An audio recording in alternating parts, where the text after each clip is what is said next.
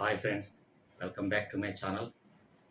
తమ్నెయిల్‌లో మీరు ఏదైతే చూసారో అదే విధంగా 1, 2, 3 ఈ అంకెలు లెక్కపెట్టే లోపు పంచవర్ష ప్రణాళికలు మొత్తం వీడియో మీ మైండ్‌లో సేవ్ చేస్తాను. డైరెక్ట్ క్లాస్‌కెళ్ళిపోదాం. ఓకేనా? చూడండి. పంచవర్ష ప్రణాళికలు అంటే దీనికి ఫస్ట్ 1, 2, 3 ఈ 3 మైండ్‌లోకి వెళ్ళిపోవాలండి. ఓకే. ఫస్ట్ వన్ ఏంటంటే పంచవర్ష ప్రణాళికలు సంవత్సరాలు ఎలా గుర్తుపెట్టుకోవాలి. ఓకేనా? అది చెప్తాను, నెక్స్ట్ క్లాస్ చెప్తాను. ఫస్ట్ థింగ్ ఏంటంటే ఫస్ట్ పాయింట్ పంచవర్ష ప్రణాళికలు సంవత్సరాలు ఎలా గుర్తుపెట్టుకోవాలి, ఇది టెక్నిక్ చూద్దాం. నెక్స్ట్ సెకండ్ వన్ 2, ఇది సెకండ్ ఏంటంటే 2 కదా. ఈ 2 సార్లు పంచవర్ష ప్రణాళికలు అమలు చేయలేదు, 2 సార్లు. అదొక సెకండ్ పాయింట్ గుర్తుపెట్టుకోండి. థర్డ్ పాయింట్ ఏ పంచవర్ష ప్రణాళికలకి ఏంటి ప్రాధాన్యత ఇవ్వడం జరిగింది అనేది థర్డ్ పాయింట్. ఈ 3 పాయింట్లు ఫుల్ఫిల్డ్. ఇది నేను చెప్పేది ఏంటంటే ఒక 10 మినిట్స్ 15 మినిట్స్ ఈ క్లాస్ చెప్తాను. కాకపోతే మీరు మాత్రం 1, 2, 3 అంకి లెక్క పెట్టే విధంగా అది మైండ్లో సేవ్ చేసుకోండి స్టోరీని. నేను సింపుల్గానే చెప్తాను. ఇక్కడ చూడండి, పంచవర్ష ప్రణాళికలు అనేది ఫస్ట్ దీనికి మీనింగ్ ఏంటి? పంచవర్ష ప్రణాళికలు అంటే ఏంటి? పంచ అంటే 5, పంచ అంటే 5 సంవత్సరాలకి పంచవర్ష 5 సంవత్సరానికి గాను ప్రణాళిక అంటే ప్లానింగ్.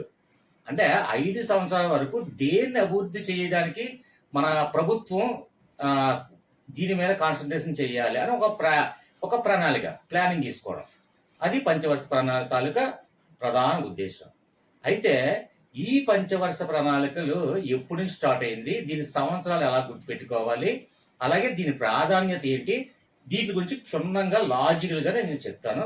అంటే నేను చెప్పేది 15 మినిట్స్ అయినప్పటికీ కూడా మీకేంటంటే కరెక్ట్గా థింక్ చేసి పెట్టుకుంటే, మైండ్లో సేవ్ చేసుకుంటే ఇది 1, 2, 3 ఈ 3 పాయింట్లో ఏదడినా పంచవర్ష ప్రణాళికల గురించి టప్పని ఈజీగా మైండ్లోకి వచ్చేస్తుంది ఆ లాజిక్ తెలుసుకుంటే. ఓకేనా?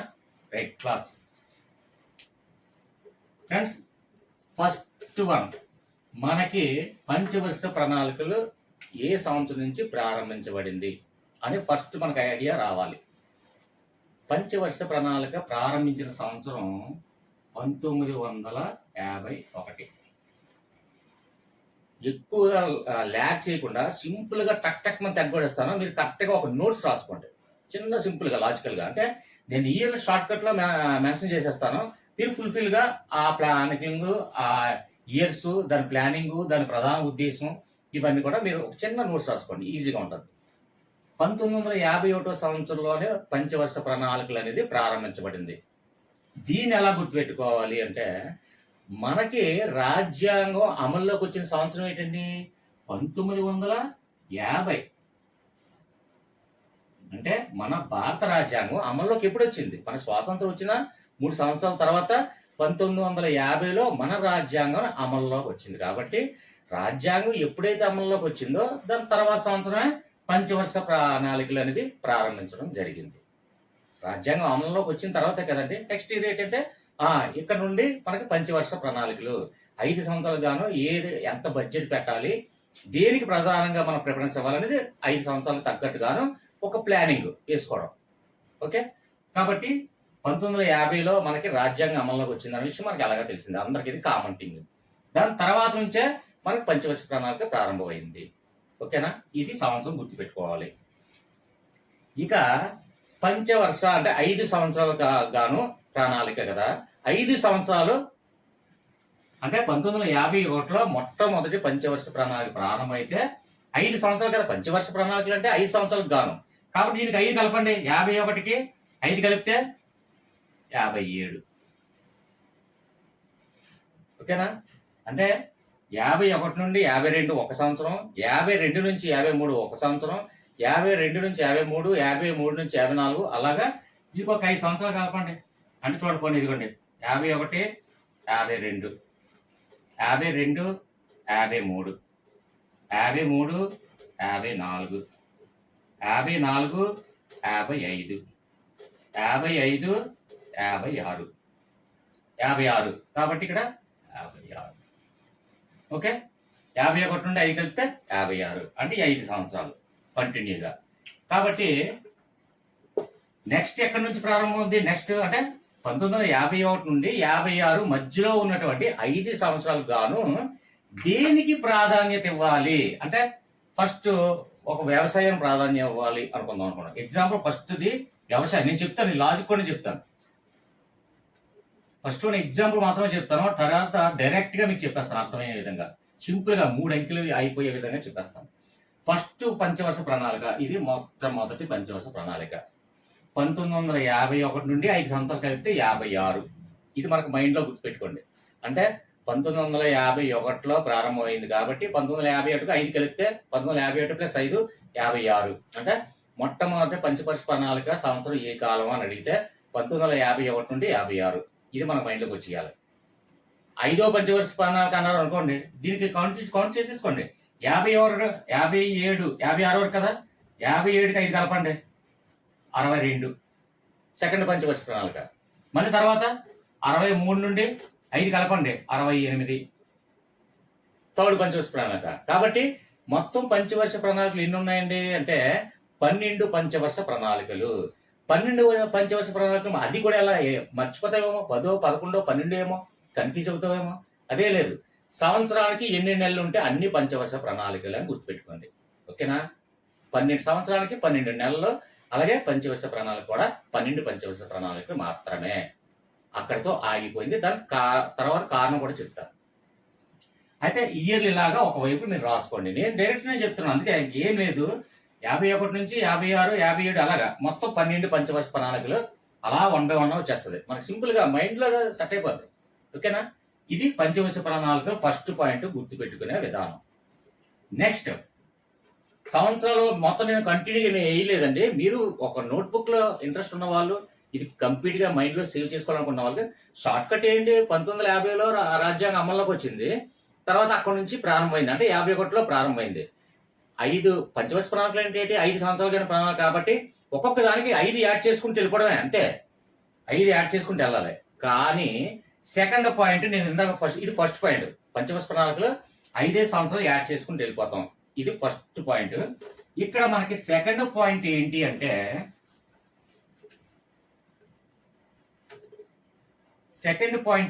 ఇదిగోండి. సెకండ్ పాయింట్ ఏంటి అంటే మనకి 2 సార్లు పంచవర్ష ప్రణాళికలు ఆపేయడం జరిగింది, నిలిపివేయడం జరిగింది, అమలు చేయపరచడం ఆపేయడం జరిగింది.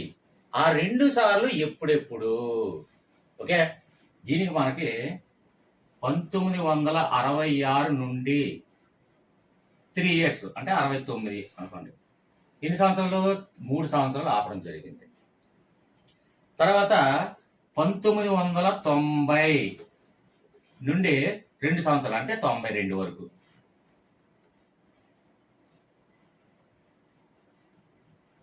మనకి పంచవర్ష ప్రణాళికల్లో గ్యాప్ వచ్చేది ఏంటంటే 1966వ సంవత్సరం నుండి 69 అంటే 3 సంవత్సరాలు పంచవర్ష ప్రణాళికని అమలు చేయడం ఆఫ్ చేశారు.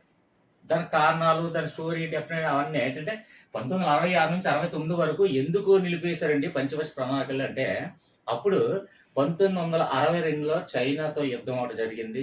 అలాగే 1965లో చూడండి, ఇది గుర్తుపెట్టుకోవడం కూడా ఈజీయే. 1965లో పాకిస్తాన్కి మనకి యుద్ధం జరిగింది. కాబట్టి దాని వలన అనేకమైనటువంటి ప్రాబ్లమ్స్ రావడం వల్ల పంచవర్ష ప్రణాళికలు ఒక 3 సంవత్సరాలు వాయిదా వేసి ఆఫ్ చేయడం జరిగింది. 3 సంవత్సరాలు నిలిపి చేశారు పంచవర్ష ప్రణాళికలు. అయితే నెక్స్ట్ టైం ఏంటి, 1990 సంవత్సరంలో 2 సంవత్సరాలు అంటే ఇక్కడ 2, 3 + 2 ఎంత అండి? 5. ఇది గుర్తుపెట్టుకోండి, 5 సంవత్సరాలు మొత్తం టోటల్. పంచవర్ష ప్రణాళికల్లో ఎన్ని సంవత్సరాలు గ్యాప్ వచ్చింది, ఎన్ని సంవత్సరాలు అమలు చేయకుండా నిలిపివేశారు అని కూడా అడగచ్చు. 5 సంవత్సరాలు అండి. ఫస్ట్ 1 3 సంవత్సరాలు, నెక్స్ట్ 1 2 సంవత్సరాలు. మరి ఈ ఇయర్లు ఎలా గుర్తుపెట్టుకోవాలి సార్? అది కూడా డౌట్ వస్తుంది మీకు. నేను చూస్తుంటప్పుడు మీకేం డౌట్స్ వస్తాయో ముందే నేను ఆలోచిస్తాను. కాబట్టి 1966 గుర్తుపెట్టుకోవడం కొంచెం మర్చిపోతాం కదా, రైట్? మొట్టమొదటిగా మన భారతదేశానికి మహిళా ప్రధాని ఎవరు? అది అందరికీ తెలిసిందే. ఇది ఎవరికి తెలియదా అండి? అందరికీ తెలిసిందే కదా. మొట్టమొదటిగా భారతదేశ మహిళా ప్రధాని ఎవరంటే ఇందిరాగాంధీ.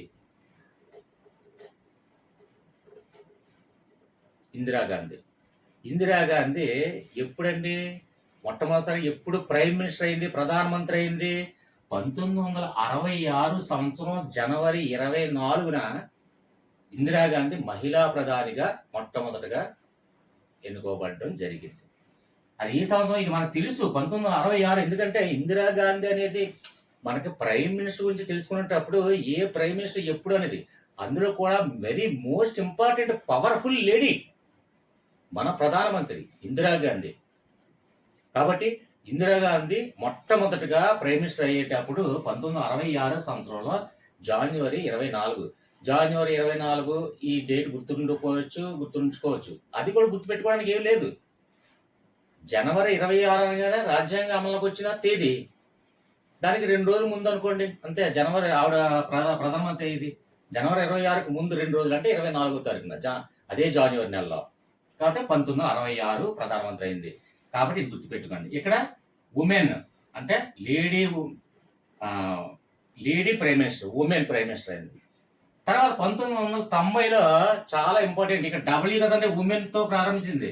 ఉమెన్ అనగానే మనం ఉమెన్, వెపన్, వరల్డ్ ఇవన్నీ కూడా చాలా ఎక్కువగా ఉంటాయి కదా, మనం సరదాగా గుర్తుంచుకుంటాం. ఉమెన్, వైఫ్ ఇవన్నీ కూడా డేంజరస్ పదాలు అంటాం కదా. కాబట్టి ఇక్కడ డబ్ల్యూ అనగానే ఇక్కడ చూడండి, డబ్ల్యూ మనకి ఎప్పుడు మైండ్లోకి వచ్చేస్తుంది అంటున్నా. డబ్ల్యూ పేరు ఎత్తితే వరల్డ్ వైడ్ వెబ్, www అంటాం కదా మనం ఏదైనా వెబ్సైట్ ఓపెన్ చేయాలంటే. అది ఏ సంవత్సరంలో ప్రారంభించబడిందండి? 1990 సంవత్సరంలో ప్రారంభించబడింది. ఇక్కడ ఉమెన్ ప్రైమ్ మినిస్టర్. అలాగే నెక్స్ట్ 1990లో www అనేది ప్రారంభించడం జరిగింది. ఇక్కడే వరల్డ్ వైడ్ వెబ్ ఇక్కడే సంవత్సరంలో ప్రారంభించబడింది. ఈ సంవత్సరాలు గుర్తుంచుకోవడానికి ఇది ఒక మనకి వెపన్ అయ్యింది. అలాగే ఈ సంవత్సరాలు గుర్తుంచుకోవడానికి వెపన్ అయ్యింది. అలాగే ఈ వెపన్ ఈ సంవత్సరం కూడా గుర్తుంటాయి. అంటే ఇక్కడ మనకి ఏం తీసుకున్నాం, 1966లోనే లేడీ ప్రైమ్ మినిస్టర్ మనకి 1966 అని తెలుసుకున్నాం. అలాగే లేడీ ప్రైమ్ మినిస్టర్ ఏ సంవత్సరంలో అనగానే 1966 అని కూడా మనం తెలుసుకున్నాం. ఇక్కడ 1990 అనేది వరల్డ్ వెబ్సైట్ ఓపెన్ అవ్వడం ఆ సంవత్సరం అని తెలుసుకున్నాం. అలాగే ఇక్కడ 1990 అని కూడా మనం ఈ సంవత్సరం కూడా తెలుసుకున్నాం. దానివల్ల ఇది తెలుసుకున్నాం, దీనివల్ల అది తెలుసుకున్నాం. అంటే ఇక్కడ 1966లో ఒకసారి మూడు సంవత్సరాలు, అలాగే 1990లో 2 సంవత్సరాలు, మొత్తం 5 సంవత్సరాలు పంచవర్ష ప్రణాళికలు నిలుపు చేయడం జరిగింది. ఓకేనా? ఇక్కడ మనం గుర్తుపెట్టుకోవడానికి ఏంటి, మనకి ఎందుకంటే ఇందిరాగాంధీ ప్రైమ్ మినిస్టర్, ఇందిరాగాంధీ అంటే నా ఫేవరెట్ ప్రైమ్ మినిస్టర్ అండి. అందులో ఎందుకంటే పవర్ఫుల్ ప్రైమ్ మినిస్టర్, అలాంటి ప్రైమ్ మినిస్టర్ ఉండాలి. కాబట్టి ఇందిరాగాంధీ అంటే ప్రైమ్ మినిస్టర్ అయ్యే సంవత్సరం. అలాగే ఉమెన్ అనగానే www ఎప్పుడు స్టార్ట్ అయింది? 1990లో ప్రారంభించబడింది. మనకి ఈ ఇయర్లో గుర్తుపెట్టుకుంటే సరిపోతుంది. ఇది సెకండ్ పాయింట్. ఇక very most important third point చూద్దాం. ఇక్కడ థర్డ్ పాయింట్ అనేది చాలా ఇంపార్టెంట్. ఇది సింపుల్ టెక్నిక్. ఏంటంటే ఇందులో కన్ఫ్యూజ్ అయ్యేది ఏమీ లేదు. మనకి ఎగ్జాంపుల్ ఒకటి చెప్తాను, మిగతా అన్ని డైరెక్ట్గా నేను లాజిక్ చెప్పేస్తాను, డైరెక్ట్ ట్రిక్. అయితే ఫస్ట్ మొట్టమొదటి పంచవర్ష ప్రణాళిక 51లో 19 నుండి 56. దీనికి దేనికి ప్రాధాన్యత ఇవ్వడం జరిగింది అంటే ఇక్కడ వ్యవసాయం, ఫస్ట్ మొట్టమొదటిగా వ్యవసాయానికి ప్రాధాన్యత ఇవ్వడం జరిగింది. ఎందుకంటే మనకి స్వాతంత్రం వచ్చిన తర్వాత మొట్టమొదటి ప్రణాళిక కాబట్టి అభివృద్ధి చేసుకోవాలనే ఉద్దేశంతో first preference is goes to వ్యవసాయం. అంటే ఇప్పుడు మనకి ఈ పంచవర్ష ప్రణాళికల్లో దేనికైతే ప్రాధాన్యత ఇవ్వడం జరిగిందో ఆ ప్రాధాన్యత అనేది మనం ఎలా ఆలోచించగలగాలి అంటే, ఎగ్జాంపుల్ వ్యవసాయం అంటే వ్యవసాయానికి సంబంధించినటువంటి అంశాలు అందులో ఉంటాయి అని అర్థం. ఒకే ఒక పాయింట్ కాదు. వ్యవసాయం అంటే ఏంటి, దానికి ఉన్నటువంటి అంశాలు, వ్యవసాయానికి ముడిపడి ఉన్న అంశాలు అన్ని కూడా. అంటే వ్యవసాయం అంటే నీరు ఇంపార్టెంట్ కదా, దీనికి సంబంధించిన అంశమే కదా. లాజికల్గా ఆలోచించండి. అంటే మనకి ప్రధానమైన అంశాలు బట్టి పట్టకూడదు. ఇవి ఏమైనా కంఠస్థ పెట్టాలు, చదవడాలు ఇలాంటి అవసరం లేదు. జస్ట్ లాజికల్గా నువ్వు ఆలోచించు, డిఫరెంట్గా, కరెక్ట్గా, అంటే హార్ట్ కరెక్ట్గా ఉపయోగించి, మైండ్ కరెక్ట్గా ఉపయోగించి కరెక్ట్గా ఆలోచిస్తే అందులోనే ఉంటాయండి. ఎప్పుడు కూడా క్వశ్చన్లోనే ఆన్సర్ ఉంటుంది ఎప్పుడు కూడా. అదే విధంగా ఆలోచించాలి. ఫస్ట్ అందులో లాజిక్ ఏముందో ఆ లాజిక్ నువ్వు ఆలోచించి నువ్వు క్యాచ్ చేయగలిగితే ఏది కూడా చదవనవసరం లేదు అన్నడితే. ఇక చూడండి, వ్యవసాయం ఉంది. వ్యవసాయం అందులో ఉన్నటువంటి అంటే ప్రధాన అంశాలు దేని ముడిపడి ఉన్నాయి? వ్యవసాయానికి సంబంధించినటువంటి అంశాలే ఉంటాయి అందులో. అంటే వ్యవసాయం ఉంది అంటే అందులో నీరున్నట్టే. నీరుంటే మరి నీటిని దాచుకోవాలి, నీటిని పొదుపు చేసుకోవాలి, నీటిని మనం యూటిలైజ్ చేసుకోవాలనుకున్నప్పుడు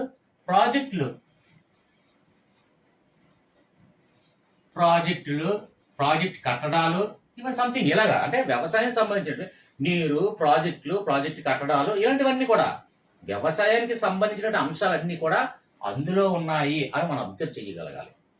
అప్పుడు ప్రాజెక్ట్ కట్టడాలు ఏ పంచవర్ష ప్రణాళికలో దానికన్నా తక్కువ మనకి ఐడియాకి వచ్చేస్తుంది.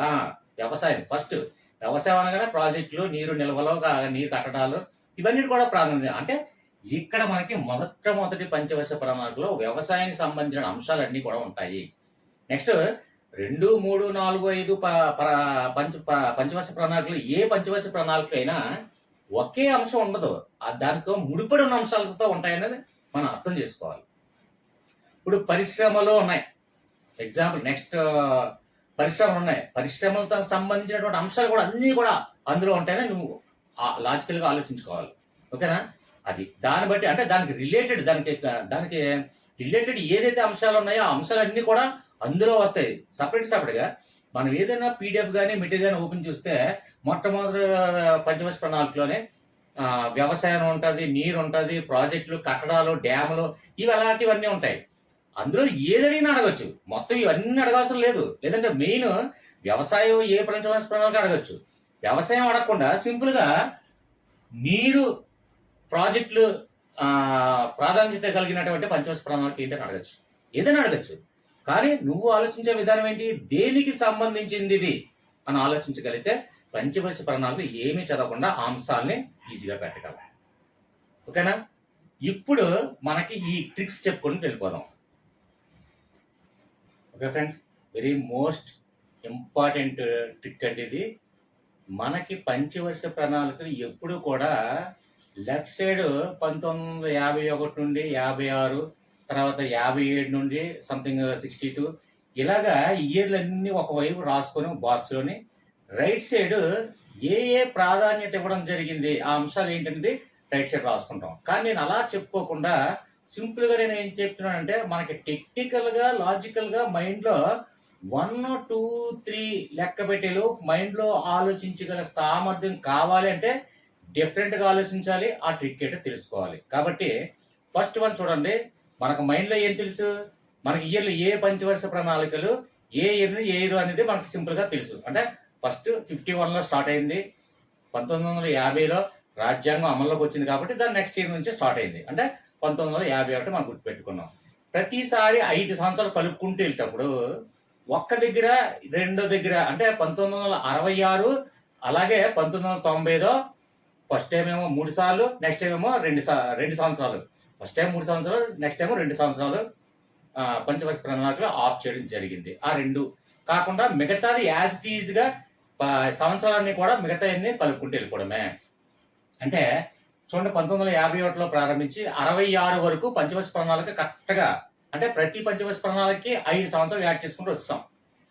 66లో ఆపాం 3 సంవత్సరాలు.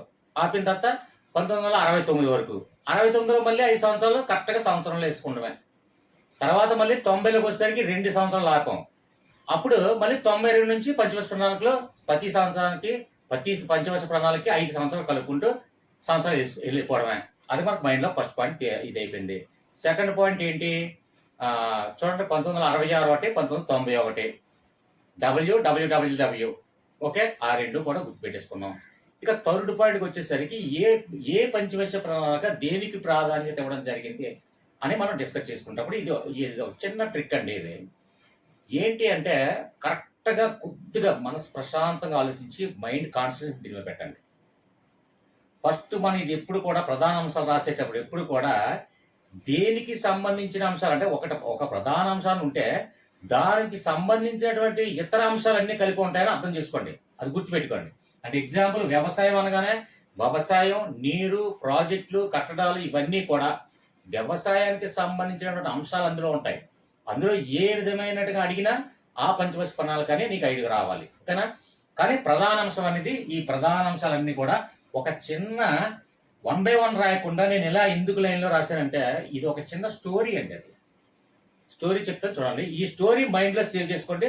1-2 సార్లు నా వీడియో ఇయర్ ఫోన్ పెట్టుకొని పడుకున్నప్పుడు చూసినా సరే ఈజీగా గుర్తుంటుంది. లేదంటే ఇదే స్టోరీ మీరు ఒక లైన్లో ఇలాగే జస్ట్ ఒక 4 లైన్లు, అంటే ఒక పోయంకి 4 లైన్లు ఎలా ఉంటాయో అదే విధంగా ఒక పోయము దీనికి అర్థం ఏంటో నేను చెప్పేస్తాను.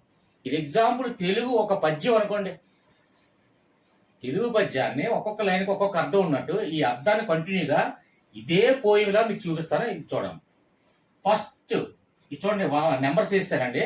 అంటే ఫస్ట్ పంచవర్ష ప్రణాళిక, రెండో పంచవర్ష, అలాగా థర్డ్ పంచవర్ష ప్రణాళిక, అలాగా 12 పంచవర్ష ప్రణాళికలు మాత్రమే ఉన్నాయి మనకి. తర్వాత ఎందుకు ఆఫ్ చేస్తారంటే కూడా నేను చెప్తాను. అయితే ఫస్ట్ మనకి స్వాతంత్రం వచ్చిన తర్వాత ఎలాగైనా మనం అభివృద్ధి చెందాలి అంటే మనకి ఎక్కువ దేని మీద డిపెండ్ అయిందండి? ఫస్ట్ నుంచి భారతదేశం అనేది కూడా అప్పటి నుంచి కాదు ఇప్పటి వరకు కూడా మనకి 70% వ్యవసాయం మీద ఆధారపడి ఉంది మన భారతదేశం. కాబట్టి ఫస్ట్ ప్రిఫరెన్స్ దేనికి ఇచ్చామండి? వ్యవసాయానికి ఇచ్చాం. వ్యవసాయానికి ఇచ్చాం కదా, వ్యవసాయం పండించాం, కరెక్టే, రైట్. మరి పండించిన పంటనే మనుషుల వద్దకు చేరాలంటే ఏ విధంగా అంటే ఇప్పుడు ఎగ్జాంపుల్ మనకి ధాన్యం వరి వేసాం, వరి పంట వేసాం, లేదంటే సంథింగ్ నువ్వులు వేసాం, సంథింగ్ ఏదో పంటలు వేసాం. వేసిన డైరెక్ట్గా ధాన్యం మొక్క తీసుకొచ్చి మనం తింటామండి, లేదంటే ధాన్యం వచ్చి నవ్వుతామా? మరి ధాన్యం బియ్యంగా మారాలంటే ఆటోమేటిక్గా రైస్ మిల్ అనేది ఇంపార్టెంట్ కదా. అంటే మనం పండించిన వ్యవసాయ పంటకి మన వద్ద చేరి మనం తీసుకునే విధంగా ఆహారంగా మారాలంటే దానికి కొన్ని పనిముట్లు, మిషన్లు, యంత్రాంగం, పరిశ్రమలు ఇవన్నీ కావాలి. కాబట్టి నెక్స్ట్ ఏం చేసాం? పరిశ్రమలు అనేది ఇంపార్టెన్స్ ఇవ్వడం జరిగింది. ఫస్ట్ వ్యవసాయానికి ఇచ్చాం, తర్వాత వ్యవసాయం కాస్త పరిశ్రమలు ఉంటేనే కదా మరి అది తయారవుతుంది. కాబట్టి పరిశ్రమలకు ఇచ్చాం నెక్స్ట్ ప్రాధాన్యత. పరిశ్రమకి ఇచ్చిన తర్వాత ఆ పరిశ్రమలు ఇతర దేశాల నుంచి తెచ్చుకున్న కన్నా ఆ పరిశ్రమలు కానివ్వండి, ఇది కానివ్వండి, ఏదైనా సరే స్వయంగా మనమే సమృద్ధి చేసుకోవాలి. ఎందుకంటే మన స్వాతంత్రం వచ్చిన తర్వాత మొట్టమొదటిగా మన దగ్గర ఏమీ లేవు, టెక్నాలజీ కానీ ఏమీ లేవు. కాబట్టి ఫస్ట్ వ్యవసాయంకి ఇచ్చాం. వ్యవసాయం కాస్త మారాలి అంటే మన చేతికి రావాలంటే పరిశ్రమలు ఉండాలి. పరిశ్రమలకు ఇంపార్టెన్స్ ఇచ్చాం. తర్వాత ఆ పరిశ్రమలు కాస్త స్వయంగా సమృద్ధి, అంటే స్వయం సమృద్ధి అనేది ఏంటి? స్వయం సమృద్ధి అంటే మనగా వృద్ధి చెందడం. కాబట్టి దానికి ప్రాధాన్యత ఇచ్చాం. నెక్స్ట్ మరి వృద్ధి చెందాం, మనగా వృద్ధి చెందాము, దాన్ని స్థిరత్వంగా ఉంచుకోవాలి. మళ్ళీ పడిపోకుండా లేకుండా, అంటే ఏదో సంథింగ్ మనం ఒక 1,00,000 రూపాయలు సంపాదించింది మళ్ళీ పోగొట్టుకోకుండా మన వృద్ధిని మనం స్థిరత్వంగా ఉంచుకోవాలి. కాబట్టి స్థిరత్వం ఫస్ట్ వ్యవసాయం, తర్వాత పరిశ్రమలు, తర్వాత స్వయంగా మనం స్వయంగా డెవలప్మెంట్ అవ్వడం, దాన్ని స్థిరత్వంగా ఉంచుకున్నాం.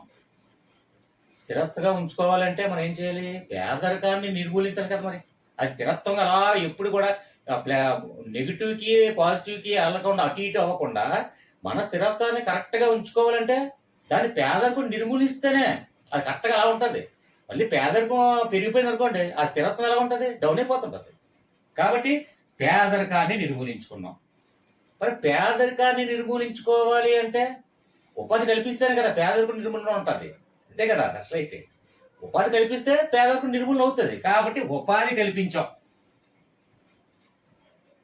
ఉపాధి కల్పించామంటే మరి వాళ్ళకి ఉపాధి కల్పించాలంటే వాళ్ళకి ఆహారం ఇవ్వాలి, పని ఇవ్వాలి. ఉపాధి కల్పించాలంటే ఏంటి ఇవ్వాలి? ఆహారం ఇవ్వాలి, వాళ్ళకి పని ఇవ్వాలి. కాబట్టి ఆహారం, పని ఇచ్చాం. తర్వాత ఆహారం, పని ఇవ్వాలి అనుకుంటే మనకి ఏం ఉండాలి? మానవ వనరులు ఉంటేనే కదా ఆహారం, పని ఎవరికైనా ఇవ్వగలం.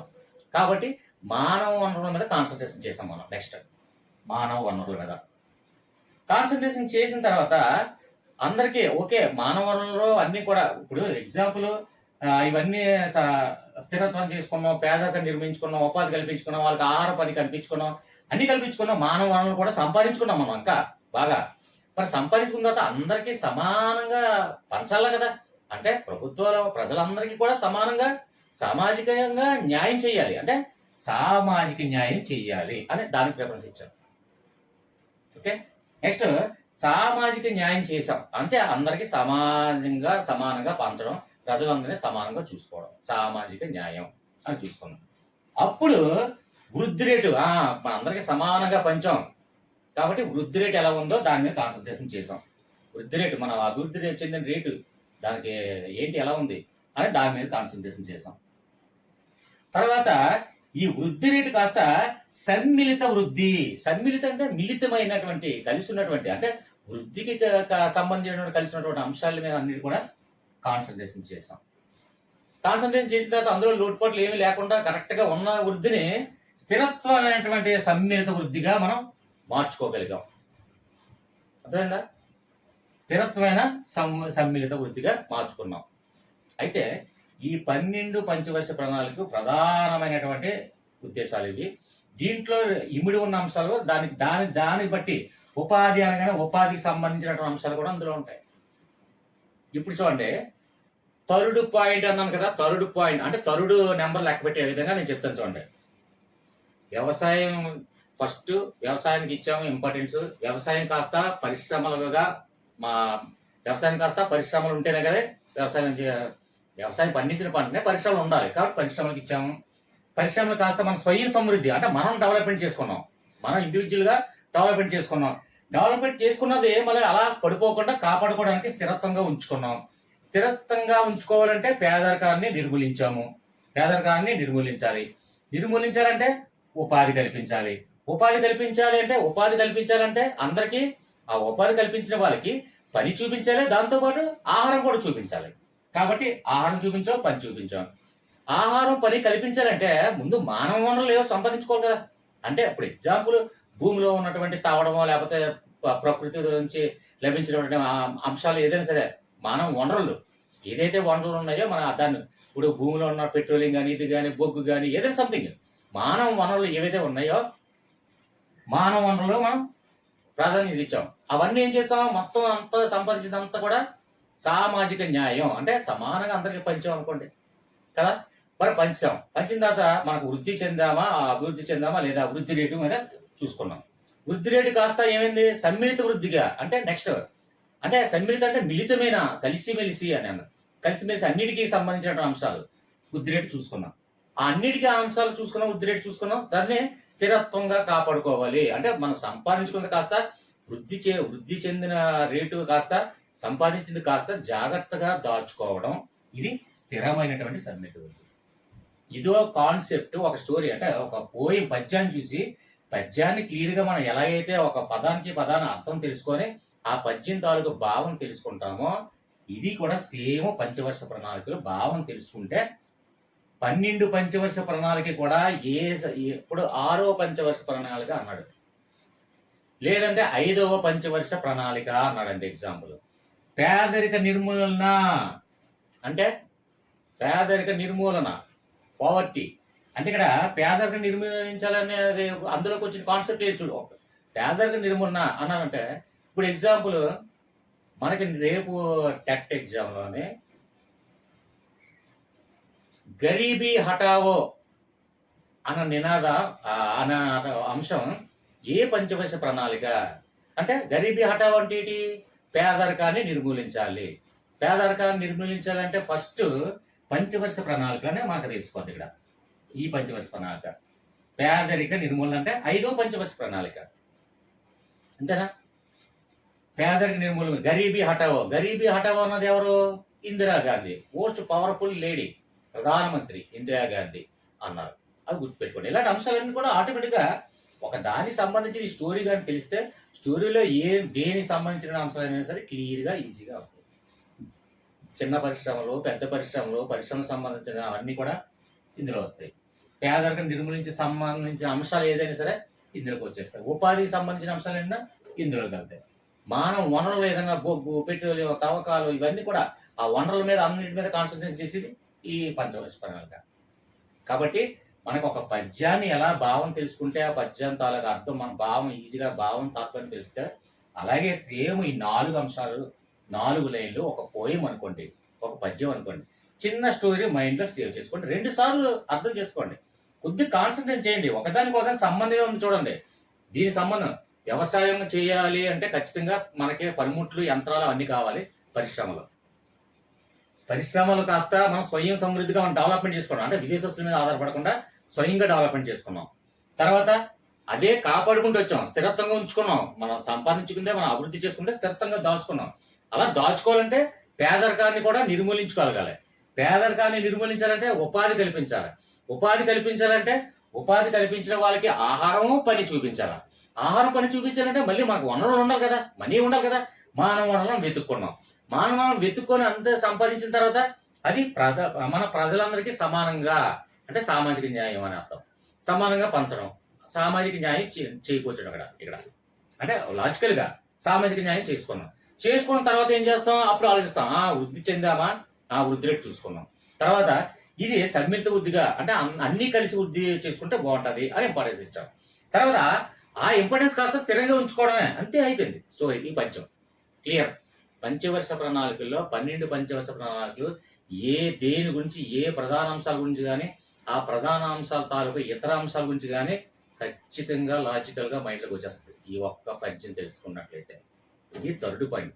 నేను చెప్పడానికి ఒక 20 మినిట్స్ అంత అయింది, కానీ కరెక్ట్గా నన్ను అడిగితే నేనే ఎగ్జామ్కి వెళ్ళి నేను ఎగ్జామ్ సెంటర్లో హాల్లో కూర్చుంటే నేను ఖచ్చితంగా first one years, second one 2 సార్లు మిస్ అయింది, ఓకే, థర్డ్ వన్ పద్యం స్టోరీ 1, 2, 3 క్లియర్. పంచవర్ష ప్రణాళిక టాపిక్ అయిపోయిందండి. అంటే నన్ను అడిగితే 1 మినిట్ చాలు. దీన్ని కరెక్ట్గా నేర్చుకున్నట్లయితే, లాజికల్గా అన్ని కరెక్ట్గా నువ్వు థింక్ చేయగలిగితే, ఇది కరెక్ట్గా అయితే 1 మినిట్లో పంచవర్ష ప్రణాళికలు మొత్తం ఏ కాంపిటేటివ్ ఎగ్జామ్ అయినా కాన్ఫిడెంట్గా పెట్టచ్చు. చదవాల్సిన లేదు, కన్ఫ్యూజ్ అవ్వాల్సిన ఏం లే. ఓకేనా ఫ్రెండ్స్, పంచవర్ష ప్రణాళికలు అయ్యింది. నెక్స్ట్ ఏ టాపిక్ మీద మళ్ళీ మీ వీడియోకి రావాలి అనేది మీరు కామెంట్ రూపంలో తెలియచేయండి. మ్యామ్ ఇది మౌనిక అని ఉంది, 2 సార్లు నేమ్ ఉంది. మౌనిక మేడం అడిగారండి పంచవర్ష ప్రణాళికల గురించి కొంచెం ఎక్స్ప్లెయిన్ చేయండి అని. మేడం మీ గురించే వీడియో అందరికీ ఉపయోగపడుతుందని ఆశిస్తాను.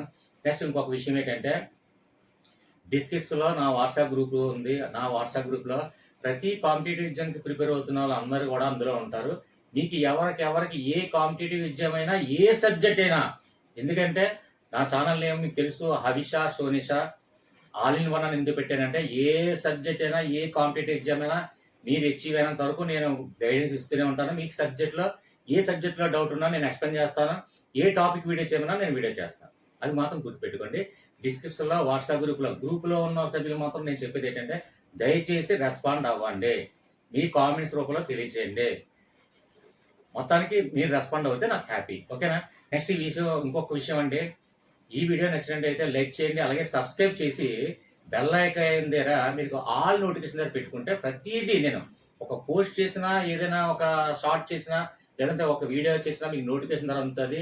దయచేసి ఈ వీడియో నచ్చినట్టయితే లైక్ చేయండి, సబ్స్క్రైబ్ చేయండి.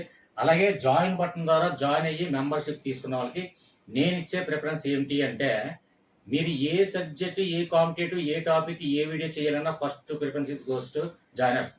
నేను జాయిన్ బటన్ ద్వారా జాయిన్ అయ్యి మెంబర్షిప్ తీసుకున్నాను అని మీరు నాకు చెప్తే, ఖచ్చితంగా మీరు ఏ వీడియో చేయమంటే ఆ వీడియో ఫస్ట్ చేస్తూనే ఉంటాను. మీ వీడియోలు అయిన తర్వాత ఎవరి వీడియోనే చేస్తాను. అది మాత్రం నేను ఇచ్చే బెనిఫిట్. ఓకేనా. మంచి టాపిక్తో మళ్ళీ మీ ముందుకు వచ్చే వరకు బాయ్ అండి, బాయ్.